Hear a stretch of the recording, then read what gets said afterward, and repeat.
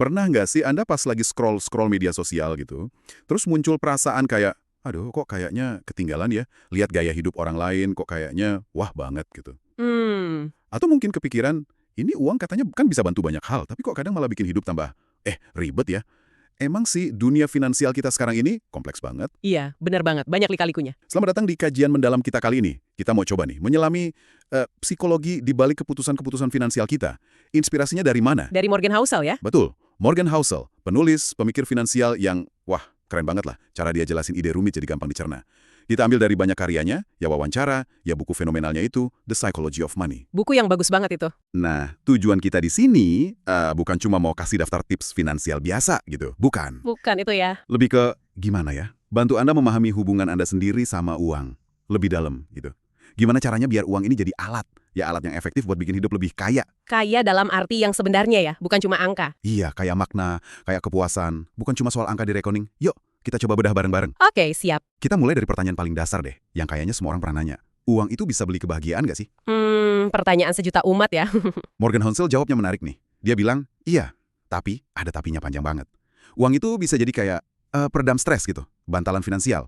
Tapi jarang banget jadi sumber bahagia yang langsung, yang murni. Tepat sekali. Seringnya kebahagiaan yang nyangkut sama uang itu sifatnya nggak langsung. Gitu. Housel kasih contoh, punya rumah lebih gede, lebih enak kan, jadi gampang tuh ngundang teman, keluarga ngumpul. Oh, iya, iya. Nah, koneksi sosialnya itu loh yang bikin bahagia. Bukan rumah gedenya doang. Atau pas liburan ke tempat bagus, ya oke fasilitasnya mungkin mewah. Tapi kenangan yang nggak bisa dibeli itu, nah itu yang bikin puas lama. Jadi uangnya itu cuma Alat aja ya. fasilitator. Betul. Alat fasilitator, bukan tujuan akhirnya. Kayak beli tiket konser, uang bisa beli tiketnya. Tapi rasa nikmat dengerin musiknya kan nggak bisa dibeli. Housel juga pernah kasih semacam eksperimen pikiran gitu ya, yang lumayan ngena.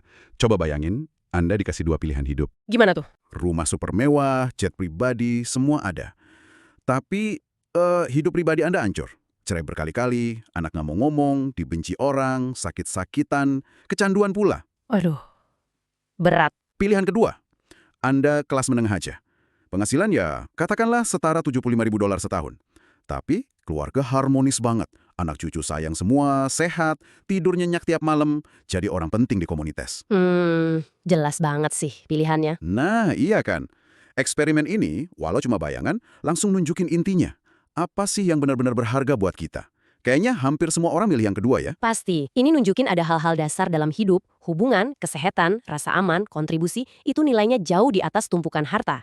Dari sini, Housel nawarin persamaan kebahagiaan. Simple, tapi dalam banget. Apa tuh persamaannya? Kebahagiaan sama dengan apa yang Anda miliki, apa yang Anda inginkan. Bahagia finansial itu bukan cuma soal berapa banyak yang Anda punya, tapi juga seberapa gede keinginan Anda. Housel kasih contoh kontras kan ya, antara Larry Ellison, yang kaya banget itu, Pendiri Oracle, punya segalanya, tapi konon masih aja ngerasa kurang, ngejar terus. dibandingin sama nenek mertuanya Housel sendiri, yang hidupnya sederhana banget. Iya, bisa dibilang miskin materi ya, tapi beliau ngerasa cukup. Nggak pengen apa-apa lagi, bahagianya dari hal kecil, nanam bunga, liatin burung, main sama cucu. Jadi menurut Housel, neneknya ini, walau miskin duit, mungkin jauh lebih kaya bahagianya dibanding si miliarder itu. Bisa jadi begitu, karena level inginnya jauh lebih rendah.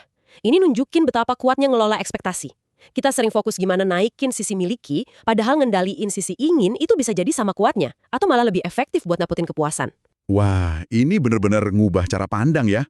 Kunci bahagia finansial itu mungkin bukan cuma ngejar lebih banyak, tapi juga belajar merasa cukup. Ini refleksi bagus buat Anda pendengar. Coba deh, diam sejenak.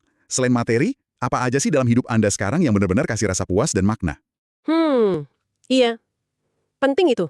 Pemahaman soal ekspektasi ini nyambung ke ide Housel berikutnya yang kuat banget. Tidak ada yang gila. Maksudnya apa nih? Kok kayaknya provokatif gitu? Iya, kedengarannya gitu ya, tapi ini salah satu prinsip Housel yang paling dasar buat ngertiin perilaku finansial. Intinya tuh, setiap keputusan finansial orang, seaneh apapun kelihatannya buat kita, atau nggak rasional gitu, sebenarnya masuk akal buat orang itu kalau kita ngerti konteksnya dia. Konteksnya gimana tuh? Ya, latar belakangnya, pengalaman hidupnya sama uang, apalagi pas masa kecilnya, nilai-nilai yang dia pegang, bahkan generasi dia tumbuh. Semua itu ngebentuk peta mental finansial yang beda-beda buat tiap orang. Oh, jadi semua pengalaman itu ngaruh ya? Itu poin penting banget. Artinya kita mesti nahan diri ya buat nggak cepat ngejudge keputusan finansial orang lain. Atau bahkan keputusan kita sendiri dulu. Benar banget. Sama kayak selera makan atau musik kita kan, beda-beda banget ya. Nah, selera atau preferensi finansial kita juga unik. Nggak ada satu cara benar yang pas buat semua orang dalam mengelola uang. Contohnya gimana tuh? Housel sering kasih contoh nyata. Misal pasangan muda beli rumah pertama. Kalau dihitung pakai kalkulator finansial, mungkin pas itu bukan waktu terbaik, harga lagi tinggi, atau bunga KPR lagi nggak bagus. Iya, sering gitu kan? Tapi, buat mereka yang baru punya bayi, dorongan emosionalnya buat punya rumah sendiri, tempat aman buat keluarga, itu mungkin jauh lebih kuat daripada angka di Excel. Ada kebutuhan psikologis yang pengen dipenuhin. Ngena banget. Banyak keputusan gede kita emang ada sisi emosinya ya, yang nggak bisa diukur pakai angka aja. Contoh lain yang Housel sering angkat juga soal orang yang milih lunasin KPR cepat-cepat, padahal bunganya rendah. Nah, itu dia. Secara hitungan finansial murni, mungkin lebih untung kalau uangnya ditaruh di investasi lain yang returnnya bisa lebih tinggi dari bunga KPR. Secara teori gitu ya. Betul. Tapi buat banyak orang, rasa lega, aman, tenang, karena udah nggak punya utang gede kayak KPR, itu ngasih kebahagiaan dan ketenangan pikiran yang nilainya nggak bisa diukur pakai uang. Ini contoh klasik bedanya antara optimal secara finansial sama optimal secara psikologis. Ngerti bedanya ini bikin kita lebih berempati lah.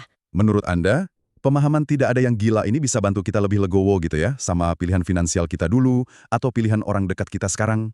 Pasti bisa. Bisa ngurangin banyak penyesalan atau saling nyalahin. Kita jadi lebih nerima kalau tiap orang itu jalan pakai logikanya sendiri, berdasarkan pengalaman dan prioritas mereka pas itu. Lega rasanya. Pemahaman bahwa tiap orang punya alasan unik ini. Nah, ini bawa kita ke tantangan berikutnya di zaman sekarang, jebakan perbandingan sosial. Warren sering kutip konsep dari Warren Buffett soal inner scorecard versus outer scorecard. Gimana tuh maksudnya? Konsep ini intinya nanya ke diri kita sendiri. Kita ini hidup dan bikin keputusan berdasarkan nilai, prinsip, dan tujuan kita sendiri, itu inner scorecard. Atau kita terus-terusan ngukur sukses dan harga diri pakai perbandingan sama pencapaian atau tampilan orang lain, itu outer scorecard. Dan kayaknya media sosial bikin ini makin susah ya. Susah banget buat nggak kepengaruh. Bener banget, media sosial itu kayak ngomporin jebakan outer scorecard. Kita dibanjiri versi terbaik yang seringnya nggak realistis dari hidup orang lain. Kayak highlight reel yang udah diedit gitu. Iya, yang bagus-bagusnya aja ditampilin. Nah, akibatnya kita jadi gampang kena FMO, fear of missing out. Takut ketinggalan momen, pengalaman, barang yang orang lain punya. Jadi gampang cemas, nggak puas, ngerasa kurang terus. Terus gimana ngelawannya? Housel punya tips nggak? Dia punya latihan mental simple, tapi katanya efektif. Coba tanya jujur ke diri sendiri. Gue bakal hidup kayak gimana ya kalau nggak ada satu orang pun yang lihat atau nilai gue? Pertanyaan ini bantu misahin mana keinginan asli dari dalam diri, mana yang cuma ikut-ikutan atau buat pamer aja. Wah, dalam juga pertanyaannya. Ada juga kutipan bagus dari Kevin Kelly yang Housel suka. Pamerin isi dalam rumah lo, bukan luarnya. Maksudnya, fokus ke kualitas hubungan, karakter, pikiran, bukan cuma tampilan fisik atau materi. Ini juga soal nanya, kita pengen dikagumi siapa sih sebenarnya? Keluarga, teman dekat, atau orang asing di internet? Ini nyambung ke pembedaan lain yang Housel bikin ya, antara jadi kaya, rich, sama makmur, wealthy. Nah, iya. Nyambung banget. Jadi kaya itu, kata Housel, seringnya kelihatan dari luar. Mobil mewah, rumah gede, barang branded, itu hasil uang yang dibelanjain buat nunjukin status. Kelihatan gitu ya. Sebaliknya, makmur atau wealth, itu justru seringnya nggak kelihatan. Itu duit yang nggak dibelanjain. Itu aset finansial yang disimpan, diinvestasiin, yang kerja buat kita di belakang layar. Kemakmuran sejati itu ya kebebasan finansial, fleksibilitas, pilihan yang dikasih sama aset yang nggak dipamerin ini. Jadi bisa dibilang jadi wealthy itu lebih karena fokus ke inner scorecard, sementara ngejar rich itu seringnya karena outer scorecard. Koneksinya pas banget itu. Mereka yang beneran makmur atau wealthy biasanya nggak terlalu peduli orang lain mikir apa soal status finansial mereka.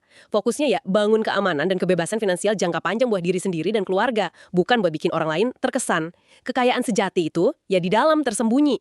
Wah, ini lagi-lagi bikin mikir ya. Pertanyaan lagi nih buat Anda, pendengar. Kekaguman siapa sih yang paling berarti buat Anda? Dan gimana pemahaman soal kekayaan tak terlihat ini mungkin ngubah cara Anda lihat sukses finansial ke depannya? Ngomongin uang yang nggak dibelanjain, ini nyambung ke cara Housel ngelihat konsep nabung. Kan banyak dari kita mikirnya nabung itu, ya ngorbanin kesenangan sekarang, nunda ini itu, atau malah kayak ngebiarin uang nganggur aja. Nah, Housel nawarin cara pandang yang lebih, memberdayakan gitu. Buat dia, tiap rupiah yang berhasil kita sisihin dan tabung, itu bukan pengorbanan, bukan kehilangan. Terus apa dong? Itu adalah pembelian kemerdekaan. Kita secara aktif pakai uang kita buat beli kendali lebih gede atas waktu kita, pilihan hidup kita, masa depan kita. Tabungan itu bukan aset diam aja, itu aset aktif paling berharga karena ngasih otonomi. Mirip kata Charlie Munger, partnernya Buffett. Saya nggak mau kaya, saya cuma mau mandiri. Dan kemerdekaan ini ada tingkatannya ya, kayak spektrum gitu. Betul, mulai dari yang paling dasar. Bisa bayar tagihan bulanan tanpa panik. Naik lagi, kalau ada darurat, mobil rusak atau sakit, punya dana darurat jadi nggak langsung ambruk. Naik lagi, punya pilihan buat kerja yang disuka, bukan cuma yang gajinya gede. Bisa milih tempat tinggal yang enak buat keluarga. Paling tinggi ya, punya kemampuan pensiun kapan kita mau, nggak kepaksa kerja terus. Tiap level ini ngasih rasa aman dan kontrol yang luar biasa. Jadi bukan cuma soal pensiun jauh di depan ya? Bukan, kemerdekaan itu bisa dirasain di tiap tahap. Coba deh ganti cara mikirnya. Gimana kalau mulai sekarang, tiap rupiah yang ditabung itu bukan uang hilang dari jajan sekarang, tapi investasi langsung buat beli potongan-potongan kebebasan di masa depan. Cara pandang gini ngubah motivasi nabung nggak? Buat saya pribadi sih, iya banget. Rasanya jadi lebih positif, bukan kayak lagi ngorbanin sesuatu, tapi lagi bangun sesuatu yang penting. Kendali atas hidup sendiri. Nah, itu dia. Selain beli kemerdekaan, Hozel juga ngingetin ada harga lain di dunia finansial yang seringnya nggak kelihatan di labelnya, biaya tersembunyi gitu. Salah satunya soal investasi. Benar. Huizel punya pandangan menarik soal volatilitas pasar saham, naik turunnya nilai investasi kita itu loh. Banyak investor baru ngelihat pasar turun itu kayak denda atau hukuman karena salah ambil keputusan. Iya, panik biasanya. Hassel bilang itu salah kaprah. Volatilitas itu bukan denda, tapi harga tiket masuk, price of admission, yang emang harus kita bayar buat bisa ikut nikmatin potensi pertumbuhan jangka panjang di pasar modal. Kayak kita bayar tiket masuk Dufan, kita bayar pakai sabar dan mental tahan banting menghadapi gejolak pasar, biar dapat hasil investasi jangka panjang.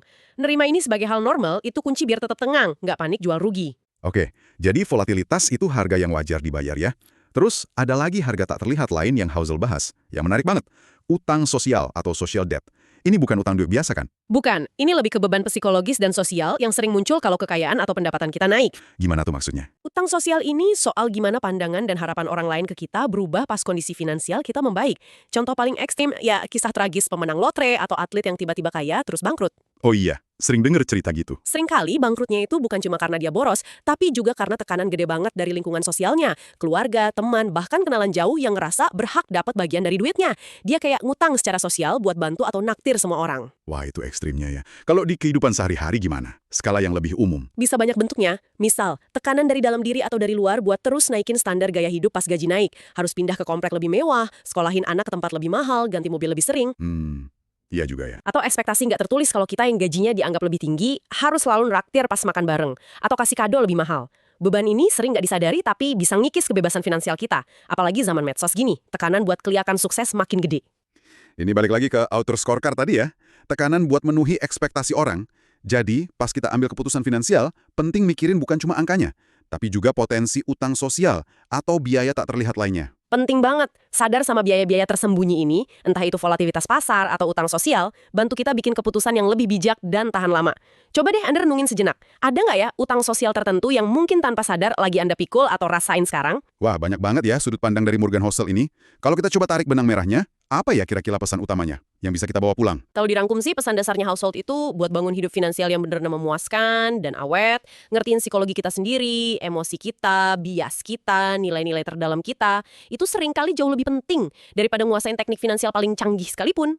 Jadi bukan soal tekniknya aja ya. Bukan. Ini bukan lomba ngumpulin angka paling banyak, tapi proses ngerancang hidup yang kaya makna dan kepuasan, di mana uang jadi alat bantunya.